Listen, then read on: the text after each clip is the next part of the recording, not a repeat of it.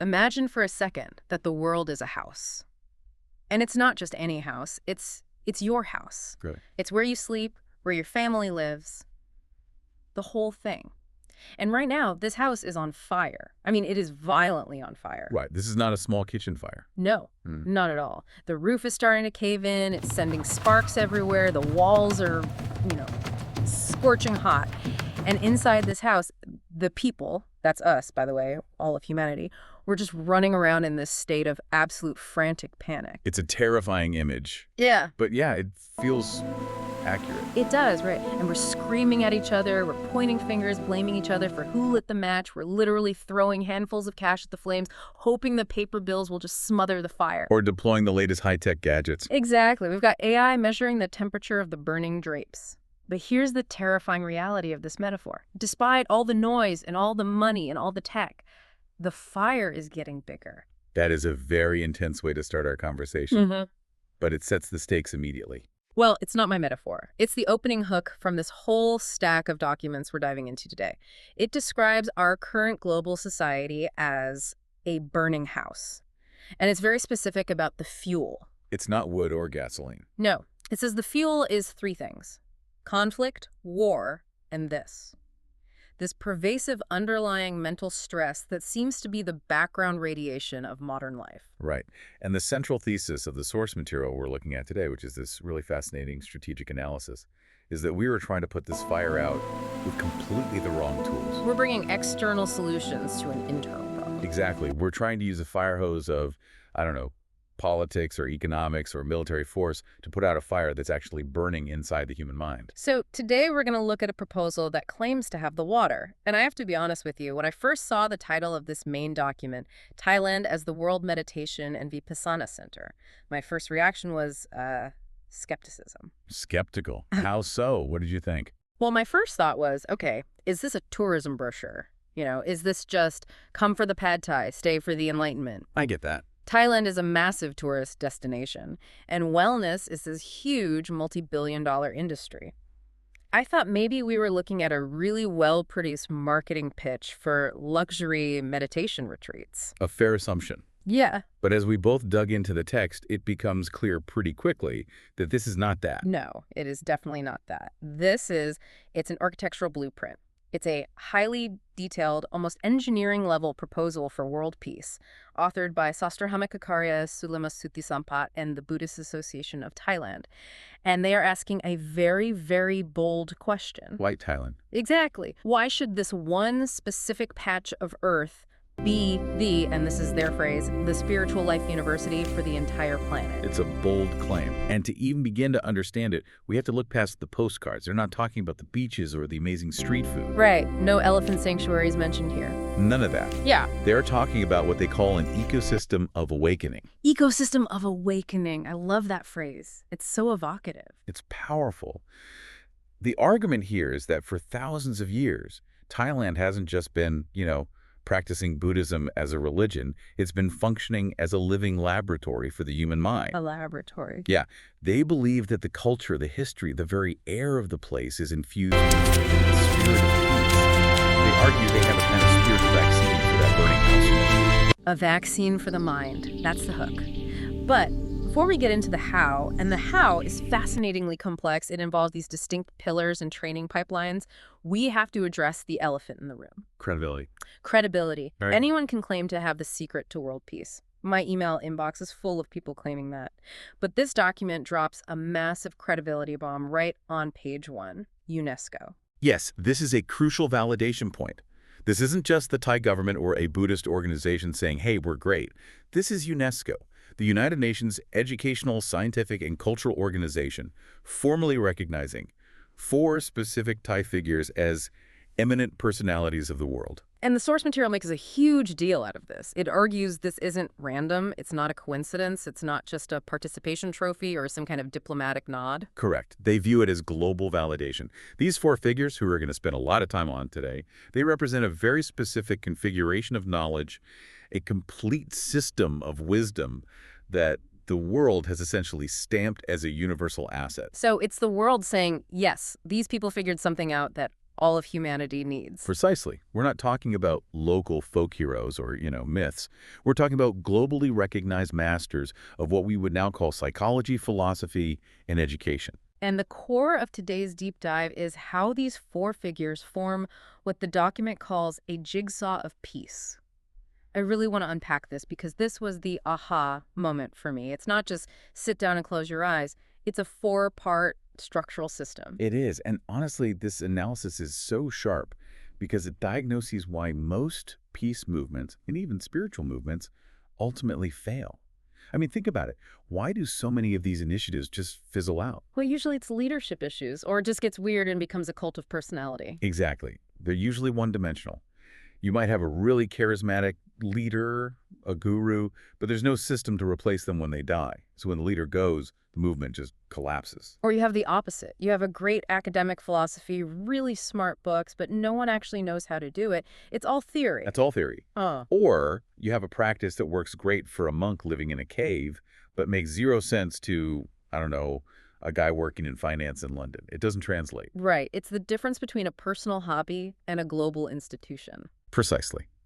This proposal argues that if you want to export peace to a burning world, if you want to actually scale this vaccine, you need four distinct interlocking pillars: the practitioner, the system architect, the modern bridge, and the guardian of wisdom. Okay, let's walk through them one by one, because each of these figures is a fascinating character study on their own, and they represent these different archetypes that, according to the source, you absolutely need to have a complete ecosystem. So, pillar one, the master of practice. The real deal. The real deal. The figure here is Longpu Mun Puridato. Longpu Mun, a legend in that part of the world. Now, even if you've never heard that name, you've probably seen the archetype, the ascetic monk, deep in the jungle. The source material emphasizes him so heavily. And for good reason. Longpu Mun is the definitive figure of the Thai forest tradition. And the key word for him in this model is authenticity. You have to understand the context here. In the early 20th century, Buddhism in many parts of Asia had become very academic, very stale. It was about memorizing texts, chanting ceremonies, getting degrees. It was intellectual, it was respectful, but it was dry. People were reading books about swimming, but nobody was actually getting in the water. That is the perfect analogy. And Luang Kumanon basically said, enough reading. He literally walked out of the established temples and into the deep wilderness. And we're not talking about a national park with marked hiking trails and a gift shop. Oh. We're talking about the deep Asian jungles in the early 1900s. Tigers, cobras, malaria, local spirits, absolute crushing isolation. I read a part in the source that described his approach as facing the tiger, both the literal tiger outside your cave and the tiger of fear inside your own mind. It sounded incredibly visceral. It was a life or death practice. He lived in caves. He practiced what are called dhutanga. These are really intense ascetic practices. Eating only one meal a day, wearing robes made from discarded cloth, meditating all night long. So he wasn't just studying the texts. He was testing them against his own biology, his own nervous system. He didn't study fear in a psychology textbook. He sat alone in the dark with a tiger prowling 20 feet away and just watched his own mind react. He deconstructed his own fear in real time. See, that's the no-nonsense approach I really appreciate. The source says this pillar is for people tired of theory. I feel like that resonates with so many of us today. Oh, absolutely. We are drowning in theory. I can listen to 20 podcasts about how to be happy or how to reduce anxiety or the neuroscience of calm, but at the end of the day, I'm still anxious. I'm still stressed. The information doesn't always translate into a change in state. Right. And Luang Kuman's message is, none of that information matters if you don't sit down, shut up, and do the terrifying work of looking at yourself. It's the transition from knowing to being. And the document is very specific here. It says, peace cannot just be talked about. It must be a tangible result of doing. So this is the foundation. It has to be. If Thailand wants to be a world center for meditation, it needs this foundation of hardcore experiential proof. Wangkumun represents the proof that the goal liberation from suffering is actually mechanically possible for a human being. It's not a myth, it's a skill you can develop. Okay, so pillar one is the real deal. It's the raw data of direct experience. But here's the problem with the real deal, right? It doesn't scale. Not at all. You can't clone Luang Puma, and he's a singular genius. If you want a global movement, you can't rely on everyone going into the jungle to fight tigers. Most people would just get eaten. Right, and you can't run a global education system based on Go find a cave and see what happens. Exactly. And that brings us to pillar 2. The architect of system. The figure is Samdetfra Mahasamana Chakramfraya Vadiranya Varurasa. Try saying that 3 times fast. Oh, I practiced all morning, Ugh. but let's call him the Prince Patriarch. His role seems to be the exact opposite of the forest monk. He was royalty, he was an administrator, he was the establishment. Yes, he was a son of King Rama IV, King Mongkut. If Long Pumun is the pure research scientist making a breakthrough in a lonely lab, the Prince Patriarch is the university dean who builds the entire curriculum so that millions of people can learn from that breakthrough. So he saw a problem with the system. He looked at the state of Buddhism at the time and saw that it was disorganized. Every village temple taught something slightly different. There was no standard. There was no quality control. So he instituted standardization. Now, when I hear that word standardization, I'll be honest, I think of corporate bureaucracy. I think of standardized testing in schools. It sounds cold. Why is that essential for spiritual peace? It sounds cold, but it's vital for survival and transmission of knowledge. He created the Naktham, or Dhamma study system. He wrote the textbooks. He created a unified curriculum for the entire country's monastic order. So everyone gets on the same page. Exactly. Think about it. Before him, if you went to a temple in the north of Thailand, you might learn one version of the precepts. If you went south, you might learn another, slightly different version. It was fragmented. And open to interpretation, I guess, which could be dangerous. Completely. He unified it. And the source argues that to drive a global movement, you need a system that is scalable. You cannot rely on a single charismatic guru because, like we said, when that guru dies, the movement fractures into a dozen competing schools. So this is the quality control. It is. It ensures that whether you are learning in a remote village in Isan, or a community center in Berlin, or an online course based in New York, the core definition of the precepts, the core understanding of the Four Noble Truths is the same. It prevents the teachings from drifting into just whatever the local teacher feels like saying that day. Yes. It builds a foundation that can actually hold a global structure. It's the operating system that allows the software to run reliably everywhere. So we have the raw experience from Mun, and we have the educational structure from the Prince, but now we hit another barrier, and I think it's one a lot of our listeners might feel. A cultural barrier. A cultural barrier. Ancient texts, the Pali language, long lists of rules, monastic robes. It feels archaic. It feels religious. It feels foreign, alien even. Right. If I'm a secular person or a scientist or an atheist, or maybe I'm a devout Christian or Muslim, I might tune out at this point. I might say, this isn't for me. This is someone else's religion. And that is precisely the problem that Pillar 3 is designed to solve. This is the bridge to modernity. The figure here is Buddhadasa Bhikkhu. And I have to say, of all 4 of these figures, he is often considered the most radical, the most controversial even. I found his section the most intellectually stimulating. The source mentions he started a place called Swan Mok, the Garden of Liberation, and his whole focus wasn't on rituals or chanting. It was on one word: universality. Buddhadasa was a brilliant reformist. He looked at Thai Buddhism in the mid-20th century and saw a lot of superstition. What do you mean? People were praying to statues for winning lottery numbers, burning incense for good luck in business, treating the Buddha like a kind of god who grants wishes if you perform the right ritual. So it had become transactional. Very. And he just swept all of that aside. He went back to the original Pali Canon, the earliest texts, and said, look, the Buddha wasn't teaching a religion, he was teaching a science. Spiritual science. That phrasing changes everything. It does. Buddhadasa famously translated the core concept of Dhamma not as doctrine or the Buddha's teaching, but as nature, the law of nature. So it's not a belief system, it's a description of reality. Exactly. He argued that the law of dependent origination, the idea that everything arises from causes and conditions, is just as scientific as the law of gravity. You don't need to believe in gravity to experience it, you just fall. Right. Similarly, you don't need to call yourself a Buddhist to experience suffering and the cessation of suffering. It's just how the human machine works.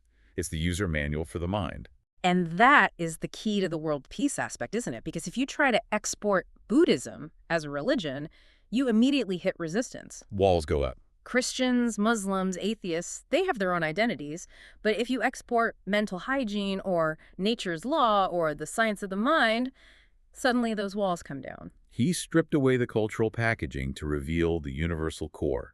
He talked about voidness sunyata as working without a sense of self, without ego, Well, that's a concept that can resonate with a Marxist, a capitalist, a quantum physicist. It's a universal principle. It is. The source says this pillar allows the teachings to break down walls. It makes the wisdom accessible to the modern rational mind that demands logic, not magic. He basically made it permissible for smart, modern people to practice without feeling like they were joining a cult or betraying their own intellectual integrity. Okay, so this is a powerful combination. We have the real experience, the standardized system, and the modern universal translation. We're almost there. But there's a danger in modernization. A huge danger. If you make it too accessible to pop psychology, you risk watering it down. You turn deep liberation into just McMindfulness. McMindfulness. Yeah. I like that. That's good. You know what I mean, though? It becomes just a stress relief technique for corporate drones so they can be more productive and work harder for the man. You lose the depth. You lose the entire point. That is a massive risk, and we see it all the time. Mm. Ancient practices get diluted and commodified until they're just simple relaxation techniques, and that is why this entire ecosystem cannot exist without Pillar 4, the guardian of wisdom. The final piece of the jigsaw? Samdefra Buddhaghosakarya, who is widely known as P.A. Payuso. The intellectual anchor. He is often called the gem of the Sangha, the monastic community. P.A. Payuto is a scholar of the absolute highest order. His masterwork is a book called Buddhahama, which is essentially the encyclopedia of Theravada Buddhism. We're talking about 1,000+ pages of dense, rigorous analysis, checking the teachings against the original Tipiyaka. So his attribute is verification. He's the ultimate fact-checker. The arbiter of truth. He is. In a world of spiritual misinformation and, fake quotes attributed to the Buddha on Instagram, P.A. Payuto's role is to ensure integrity. He connects Dhamma to modern fields like sociology, economics, law, and education, but he is absolutely ruthless about accuracy. If someone claims the Buddha said X, Payuto is the one who will say, actually, looking at the Pali roots in the context of the suttas, he meant Y, and here's exactly why that distinction matters for your liberation. So how is this distinct from the prince's system? Because that sounds similar. That's a good question. It's a crucial distinction. The prince built the school. Payuto ensures the curriculum is true. Oh. The prince handled the administration and the logistics. Payuto handles the philosophy and the accuracy. The source argues that peace must be accompanied by paññā, by wisdom. If you just have meditation without wisdom, you can get a very calm person who is still completely delusional. Right, you can be blissfully ignorant. Or worse, you can get a cult leader who is very charismatic, thanks to the universality of the message, and has a great system for recruitment, thanks to standardization, but is teaching something fundamentally wrong, something harmful. Payuto is the safety net that keeps the whole enterprise aligned with reality and with the original teachings. I love how the source calls this the jigsaw of peace. It really is interlocking. Let me see if I can try to summarize the dynamic here just to make sure I've got it. Go for it. You have Luang Pu Men, the forest monk, who says, "Stop reading, go do it. Face the tiger in your own mind." That's action. Right. Authenticity. Then you have the Prince Patriarch who says, "Okay, but let's organize how we teach this so we can reach millions of people efficiently and safely." That's system. Standardization. Scalability. Then Buddhadasa comes in and says, "And let's make sure the language we use makes sense to everyone. Scientists, atheists, people from other faiths, not just the religious folks." That's universality. Bridge. And finally, you have P.A. Payuto who says, "And while we're doing all that, let's make damn sure we aren't lying about what this actually is. Keep it true to the source." That's verification. It's a brilliant synthesis. Yeah. And the central argument of this strategic proposal is that Thailand possesses this complete spiritual capital. Most countries, most traditions, might have one of these pillars. Maybe they have a great philosopher or a great mystic tradition. But not all. But having all four, the action, the system, the universality, and the accuracy, all integrated into the culture and globally recognized, that is the unique value proposition. That is why they believe they can be the world center. Okay. So we've established the why and the what, the problem of the burning house, and the 4 pillars of the proposed fire station. Now I want to get into the how, because this isn't just a history lesson or a philosophical discussion. This is a strategic plan for the future. Right, it's forward-looking. And the document transitions from these abstract pillars to something they call peopleware. Peopleware. I love that term. It sounds like tech jargon, but for humans. It's a very deliberate choice of words.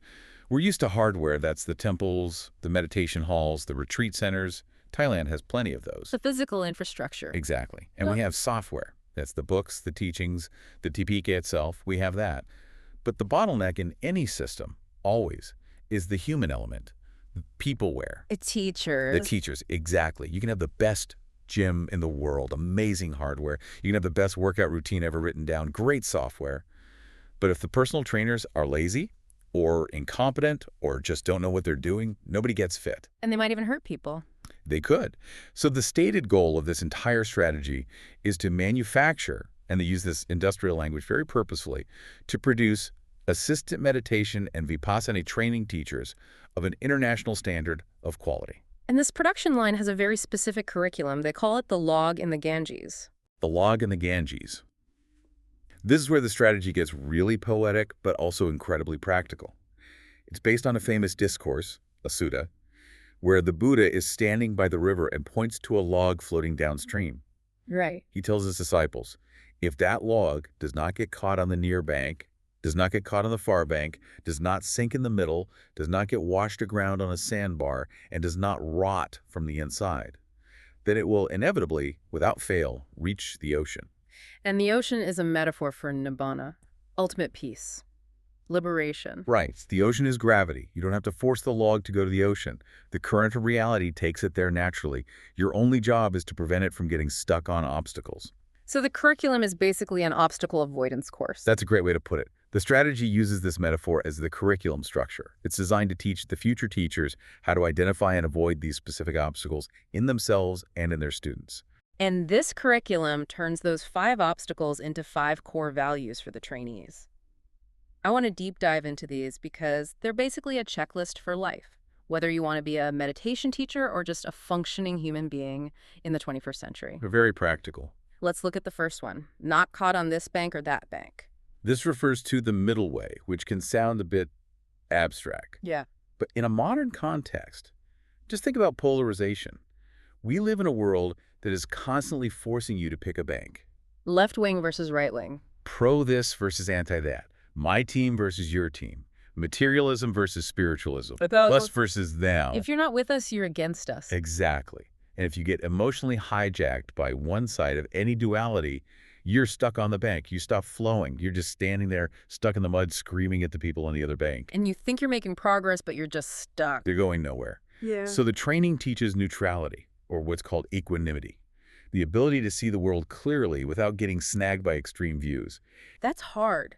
That's really, really hard, especially now when the algorithms on our phones are literally designed to push us onto the banks and keep us there. It is the great challenge of our time. And that's why it's a training. It requires constant mindfulness to see when you're getting hooked by an extreme view. Okay, second obstacle, second value, not sinking. Sinking represents succumbing to the defilements of heaviness. In Buddhist terms, that's sloth and torpor. In modern terms, it's depression, apathy, giving up. It's when the effort just stops. You just sink to the bottom of the river and let the mud cover you. It's burnout, total despair. It is burnout or despair. The feeling that nothing matters, so why bother? The curriculum emphasizes virya, which means continuous, persistent, joyful effort.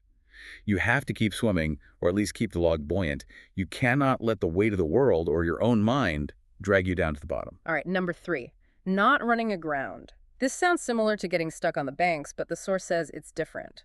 It is different. It's more subtle. Running aground on a sandbar usually refers to stagnation or complacency. Getting comfortable. Yes. In spiritual practice, this often happens when someone gets a little bit of a result. Maybe they feel some calm in their meditation, or they have a nice blissful vision, or they get a teaching certificate and they think, I've made it. I'm enlightened now. I'm done. It's the ego trap. I'm a spiritual person now. The ultimate ego trap. They stop moving. They get stranded on a sandbar of their own ego or their own small success. The training pushes for continuous growth.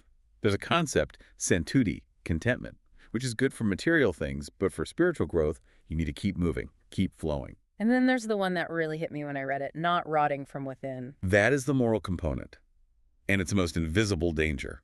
A log can look perfectly fine on the outside, look solid, it's floating along nicely, but inside, termites are eating it away. It's hollow. It has no integrity. This refers to a lack of sila, or morality.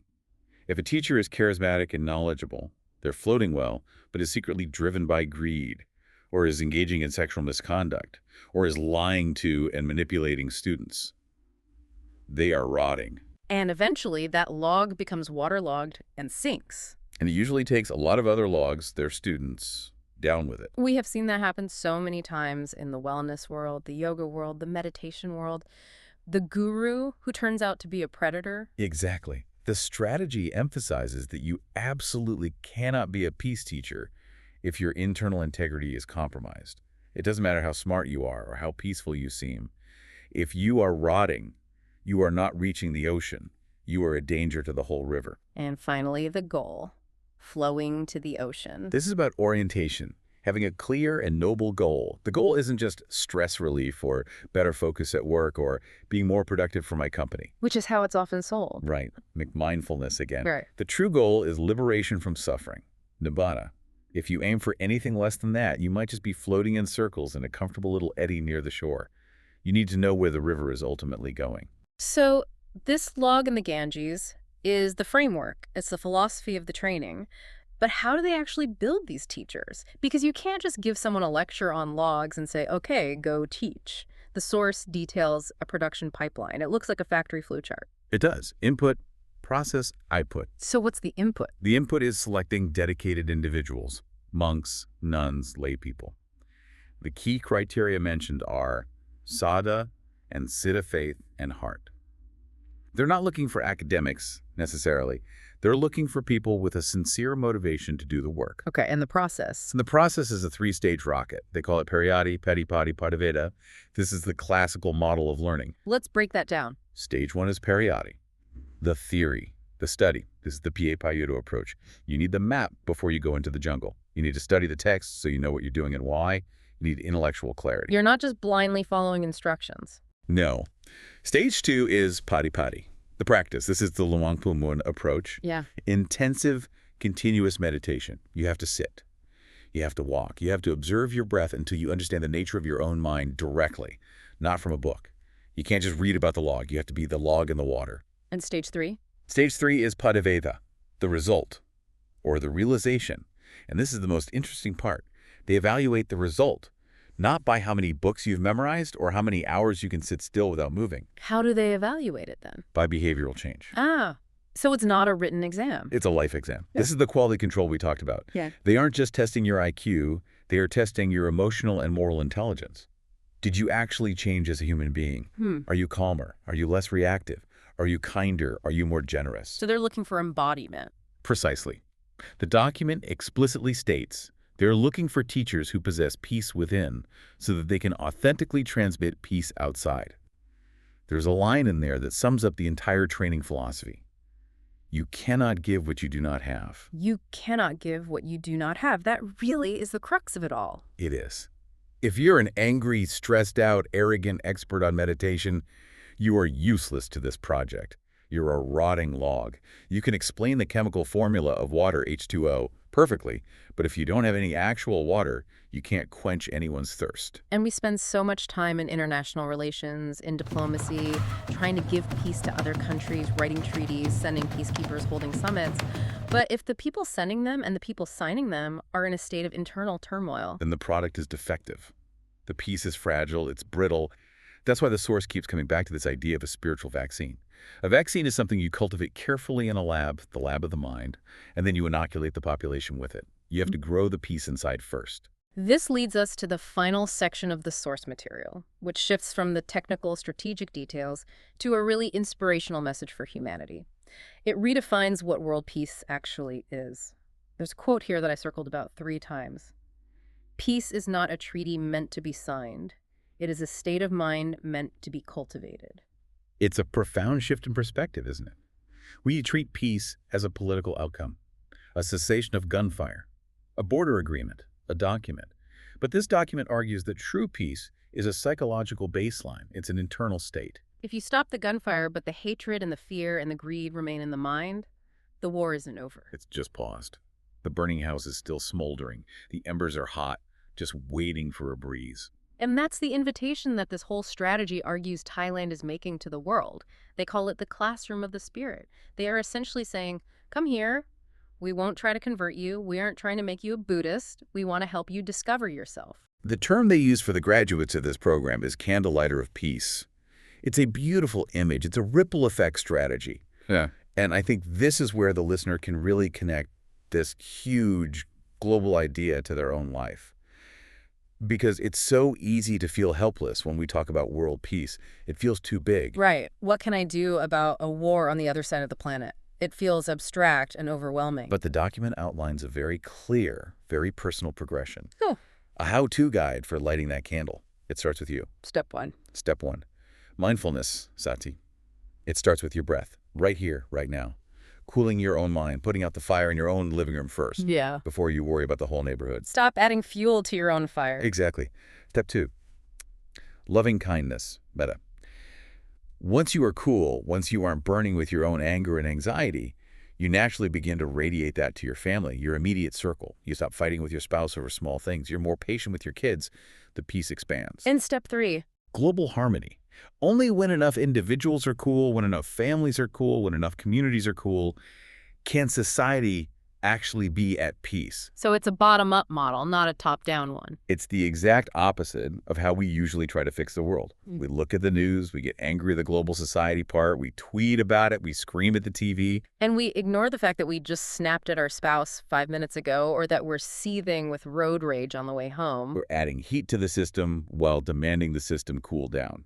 It makes no sense. This strategy just flips the script entirely. Fix the breath, fix the mind, fix the home, fix the world. Correct. And it brings us right back to that beautiful image of the log.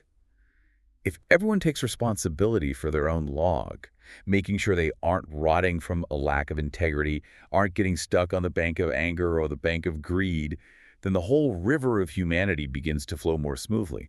The log jams clear up on their own. And that is the ultimate vision of Thailand as a World Meditation Center. It's not just about filling hotels or selling souvenirs. It's about acting as a global training ground, a university for this specific type of human engineering. It's a massive ambition. I mean, we are talking about attempting to change the fundamental operating system of humanity from one based on craving and aversion to one based on wisdom and compassion. We are. And the source acknowledges that. It calls this an agenda for humanity. It admits that no single organization, not even one country, can do it alone. But it argues that Thailand creates the environment, the ecosystem, where this kind of transformation is most likely to happen. They are offering the venue and the method.